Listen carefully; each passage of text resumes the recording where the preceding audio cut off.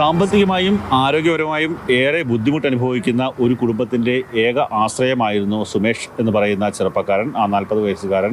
കാരണം ആ വ്യക്തിയുടെ അച്ഛൻ ആരോഗ്യ പ്രശ്നങ്ങൾ മൂലം വളരെയധികം ബുദ്ധിമുട്ടുന്ന ഒരാളാണ്. ഒപ്പം തന്നെ അദ്ദേഹത്തിൻ്റെ ഭാര്യ വയർ സംബന്ധമായ ഉദര സംബന്ധമായ അസുഖത്തിന് ചികിത്സ തേടുന്ന ആളാണ്. ഏറ്റവും പ്രധാനപ്പെട്ട കാര്യം, അദ്ദേഹത്തിനൊരു സഹോദരനുണ്ട്. ആ സഹോദരൻ വിദേശത്തായിരുന്നു ജോലി ചെയ്തിരുന്നത്, കുവൈറ്റിലായിരുന്നു. പക്ഷേ കുവൈറ്റിൽ ജോലി ചെയ്ത സമയത്ത് ആരോഗ്യ പ്രശ്നങ്ങൾ ഉണ്ടായതിനെ തുടർന്ന് അദ്ദേഹത്തെ എയർ ആംബുലൻസിൽ ഈ നാട്ടിലേക്ക് എത്തിക്കുകയും ലക്ഷക്കണക്കിന് രൂപ മുടക്കി ചികിത്സ ലഭ്യമാക്കുകയും ചെയ്ത ഒരവസ്ഥയുണ്ട്. ആ സഹോദരനും പുറത്തുപോയൊരു ജോലിയെടുത്ത് ജീവിക്കാൻ സാധിക്കാത്ത ഒരു സാഹചര്യമാണുള്ളത്. ഇയാളുടെ ഒരൊറ്റ വരുമാനത്തിലാണ് വീട് നടന്നുകൊണ്ടിരുന്നത്.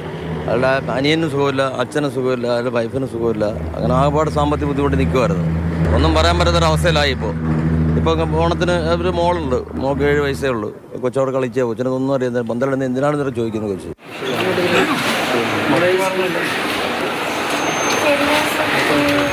സുമേഷിൻ്റെ ആ വീട്ടിലേക്ക് എത്തിയപ്പോൾ എന്നെ ഏറ്റവും കൂടുതൽ നൊമ്പരപ്പെടുത്തിയ ഒരു കാഴ്ച ആ സുമേഷിൻ്റെ മകളാണ്. 7 വയസ്സുകാരിയായ പെൺകുഞ്ഞാണ്. ആ കുഞ്ഞ് ചോദിക്കുകയാണ്, മന്ത്രി ജയശ് ജുറാണി വന്ന സമയത്ത് എന്തിനാണ് കൂടുതൽ പോലീസുകാർ ഇവിടേക്ക് വരുന്നത്, എന്തുകൊണ്ടാണ് ഇവിടെ പന്തലിടുന്നത്, എന്തിനാണ് ക്യാമറയുമായി കുറേയേറെ ആൾക്കാർ ഇവിടേക്ക് വരുന്നത്? അതായത് തൻ്റെ അച്ഛൻ ഇനി മകളെ എന്ന് വിളിച്ചുകൊണ്ടും തിരിച്ചു വരില്ല എന്നുള്ള കാര്യം മനസ്സിലാക്കാനുള്ള ഒരു മാനസികാവസ്ഥ, അല്ലെങ്കിൽ ആ പ്രായത്തിലേക്ക് ആ കുഞ്ഞെത്തിയിട്ടില്ല.